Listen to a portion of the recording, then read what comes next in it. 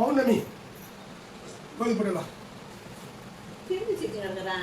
அதுதான் ஒன்று நீ குளி வை இல்லை நீ கோயில் வை இதை ஒன்று செய் சொல்லு டக்குனு. நான் குளிக்க வைக்க மாட்டேன். நீ யாரும்மா உன்னை குளிக்க வைப்பாங்க? தலைக்கு உன்னை யார் குளிக்க வைப்பாங்க?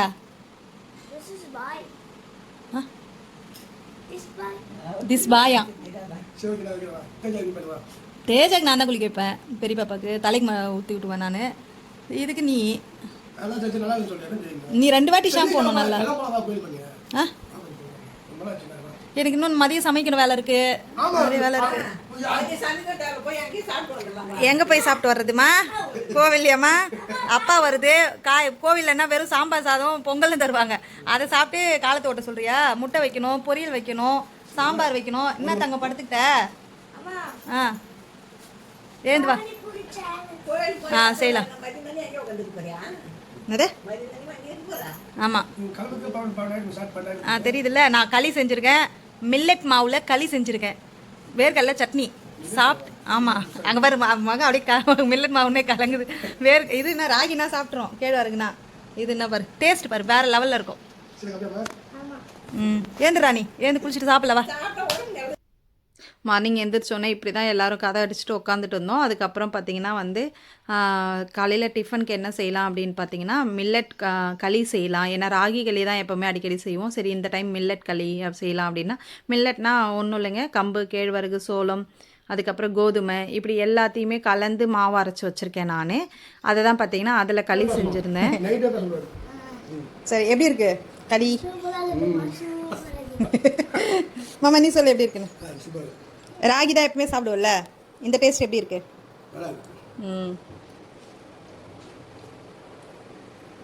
ஏன் இங்கே கேமராலாம் பார்க்கக்கூடாது திரும்பி?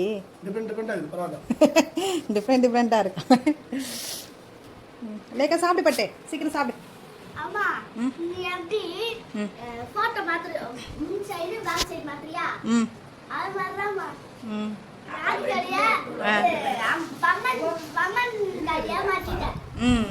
சரி சரி சரி சாப்பிடு. இங்கே சேர் பற்றியா இங்கே உட்காந்துங்கிறதுக்கு? சேர் இருக்குது, உள்ளே இருக்குது. சரி சரி அப்போ அதிலே உட்காந்து சாப்பிடு. காலைல டிஃபனுக்கு வந்து பார்த்திங்கன்னா வந்து களியும் வேர்க்கடலை சட்னியும் முடிஞ்சிருச்சு. மதியம் லஞ்சுக்கு என்னென்னா மீன் குழம்பு.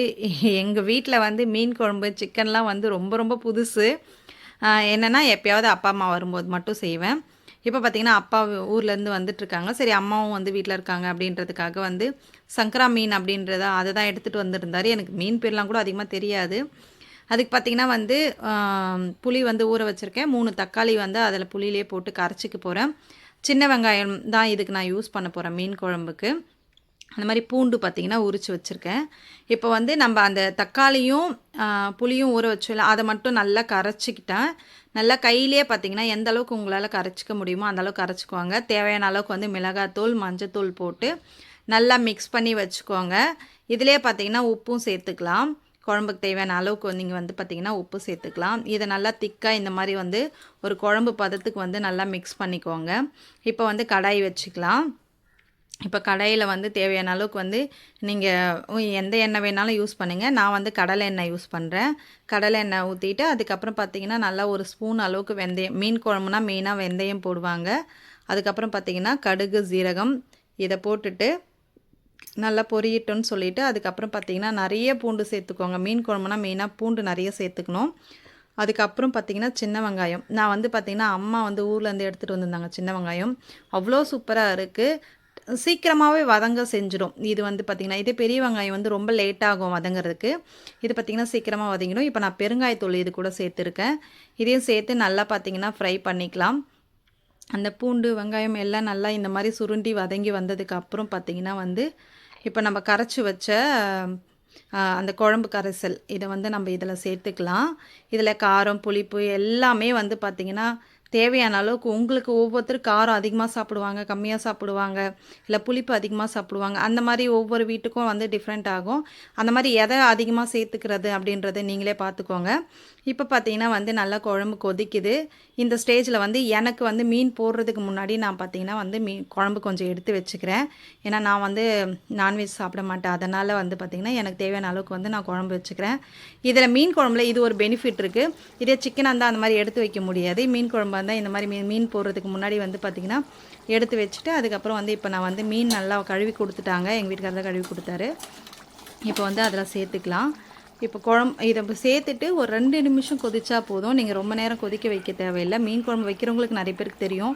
இப்போ பாருங்கள் சூப்பராக கொதிச்சிடுச்சு. அதை ஆஃப் பண்ணி மூடி வச்சுட்டு அடுத்து பார்த்திங்கன்னா முட்டை வந்து அவிச்சு வச்சுருக்கேன்.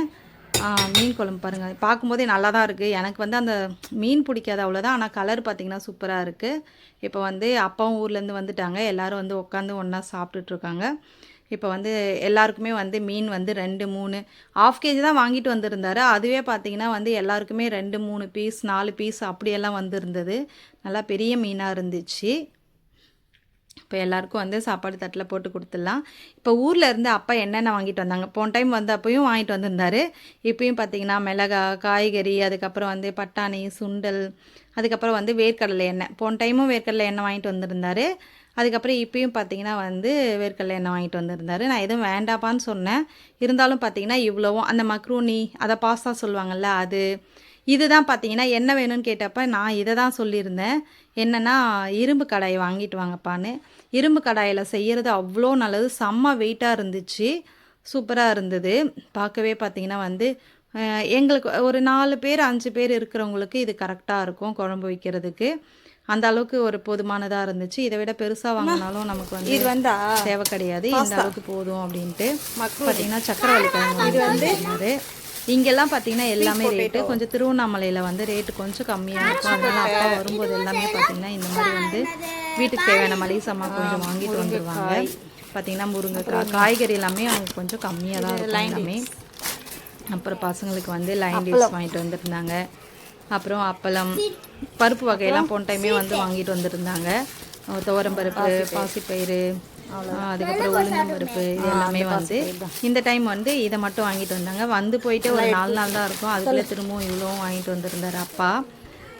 இந்த வயசுலேயும் பார்த்திங்கன்னா வந்து பிள்ளைங்களுக்கு நம்ம இதை வாங்கி கொடுக்கணும் அப்படின்னு சொல்லிட்டு அப்பா வந்து பார்த்திங்கன்னா இவ்வளோவும் எங்களுக்கு வாங்கி கொடுக்குறது உண்மையாக ஹாப்பி தான். ஓகே எனக்கு. ஆனால் இருந்தாலும் வந்து இவ்வளோ வயசுக்கு அப்புறம் நம்ம அவர்கிட்ட வாங்குறோமேன்ற ஒரு குற்றுணர்வு இருக்குது. இருந்தாலும் அவர் கடமை வந்து செய்கிறாரு. சரி ஓகே, அவர் செய்கிறத நம்ம ஏற்றுக்குறோம். நம்ம கேட்டு வாங்கலை, அவர் செய்கிறத ஏற்றுக்குறோம் அப்படின்ட்டு. நாளைக்கு அவரை நம்ம பார்த்துக்கணும் அப்படின்ட்டு நான் நினச்சிப்பேன். இப்போ பார்த்திங்கன்னா ஈவினிங் ஆகிடுச்சு. மதியம் லஞ்செல்லாம் சாப்பிட்டுட்டு கொஞ்சம் நேரம் பேசிட்டு இருந்துட்டு அதுக்கப்புறம் ஈவினிங் வந்து எல்லாேருக்கும் காஃபி போட்டு கொடுத்துட்டு நானும் அவரும் பார்த்திங்கன்னா கொஞ்சம் வெளியில் போயிட்டு வந்துருக்கோம். வெளியில் பார்த்தீங்கன்னா ஈவினிங் டைமில் வந்து அதுவும் இந்த பைபாஸில் போகிறது வந்து அவ்வளோ சில்லுன்னு சூப்பராக இருந்துச்சு.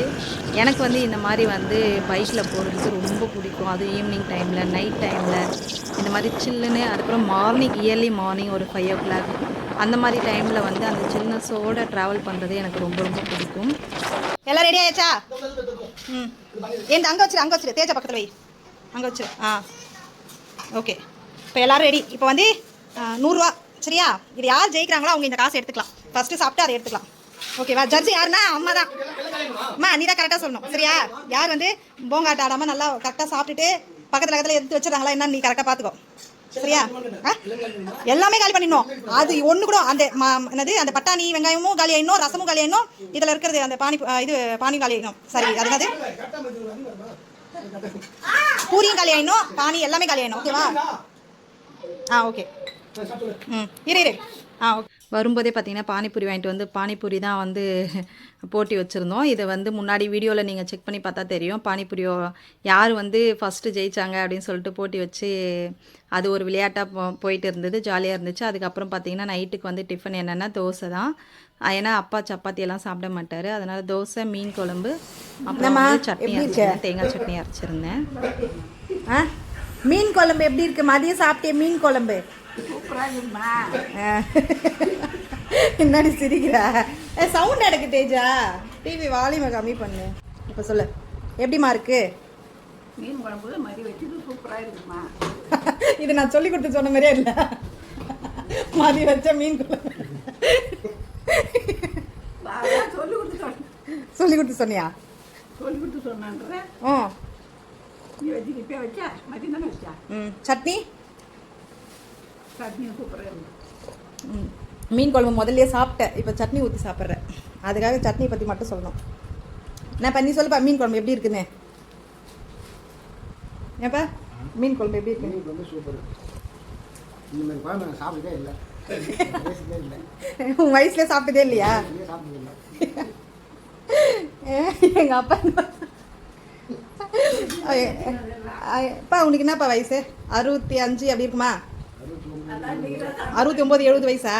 இத்தனை வருஷத்தில் இந்த மீன் குழம்புன்னு அவ்வளோ அருமையாக இருந்துச்சு. அருமையாக இருந்தது. அதுவும் பொண்ணு கையால் மீன் கறி சாப்பிடாத பொண்ணு கையால். ஆமாம், என் பொண்ணு இந்த சாப்பிடாது, அது கையால் வாசி நல்லா இருக்கு. நல்லா இருக்கு. நீ எதுனா சொல்றீமாம்மா 2 வார்த்தை மீன் குழம்பு பற்றி? சூப்பராக இருக்கு. உண்மையாக சொல்லணும். எங்கள் அப்பா வந்து பொண்ணுன்றதால சொல்லுவார், நீ என்ன சொல்லு. மீன் குழம்பே வச்சு சாப்பிடாதவங்க எதுவுமே பார்க்காம டேஸ்ட் பார்க்காம சூப்பராக பக்காவாக பக்கவாக இருக்கு. மீன் குழம்பு ஆக மொத்தம் காலி. மீன் வாசனை வரல. ஐயோ கடவுளே. அம்மா அனுமதிடா.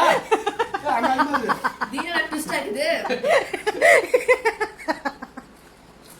இல்லைப்பா மீன் குழம்பு சாப்பிட்டு மீன் வாசனையே வரலன்னா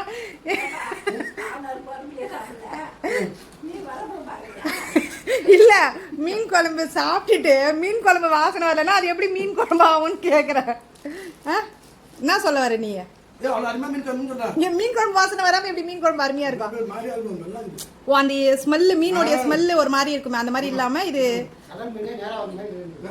கடல் மீன் நேராக வந்த மாதிரி அந்த ஈச்ச ஸ்மெல் இல்லாமல் இருக்கு. அதை சொல்லாமல் சொல்கிறேன், இப்படி சொல்ல தெரியாமல். சரி சரி சரி என்னமோ. ஆனால் எனக்குமே வந்து நான் மீன் போடுறதுக்கு முன்னாடி எடுத்து வச்சல அந்த குழம்புமே டேஸ்ட் சூப்பராக இருந்தது. ஓகே, நீங்கள் சொல்கிறதெல்லாம் கொஞ்சம் ஏற்றுக்கிறேன். அப்போ தான் இப்படிலாம் சொன்னால் தான் அடிக்கடி உங்களுக்கு செஞ்சு கொடுப்பேன், சரியா? அப்படி மிரட்டி வாங்கிக்கிறேன் நான் எப்படி இருக்குன்னு. பாப்பாங்க 2 பேரும் என்ன பண்ணாங்கன்னா, தாத்தாவும் தரையிலே வெளியே படுத்துக்கிறாங்க, நானும் அவங்க கூட தான் படுத்துப்பேன் அப்படின்னு சொல்லிட்டு வந்து இங்கே படுத்துக்கிட்டாங்க. அப்பா வந்து உள்ளே வந்து படுக்கவே மாட்டார் ரூமில் ஏசியில், ஏன்னா எனக்கு ஏசி செட் ஆகாதுமா அப்படின்பாங்க. அம்மா எப்பவுமே ரூமில் தான் படுத்துப்பாங்க. இன்றைக்கி வந்து சரி அவரும் வெளியே படுத்துக்கிறதால எல்லோரும் மொத்தமாக வெளியே படுத்துக்கிட்டாங்க. இது பார்த்திங்கன்னா அடுத்த நாள் காலையில் இயர்லிங் மார்னிங்காகவே வந்து பார்த்திங்கன்னா கிளம்புறாங்க அப்பாவும் அம்மாவும். என்னென்னா அவங்க கொஞ்சம் வேலை இருக்குது அப்படின்னு சொல்லிட்டு மார்னிங் பார்த்திங்கன்னா இன்னும் பாப்பாங்க ஸ்கூலுக்கு கூட கிளம்பல, அதுக்குள்ளே ரெடி ஆகிட்டாங்க. ஓகே, அவங்களுக்கு காஃபி பறித்து கொடுத்துட்டு அதுக்கப்புறம் சாதம் வடித்து முருங்கைக்காய் சாம்பார் வச்சுருந்தேன். அப்பா மட்டும்தான் சாப்பிட்டாரு, அம்மா வந்து சாப்பிடல, காஃபி மட்டும்தான் குடிச்சிட்டாங்க. ஏன்னா அவங்க ட்ராவலில் வந்து அவங்களுக்கு வந்து சாப்பிட்டா பிடிக்காது.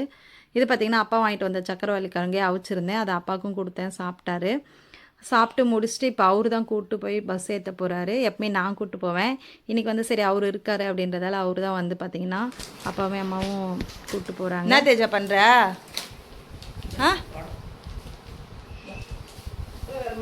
அது மை என்னுடைய இது. ஆஹா ஆஹா.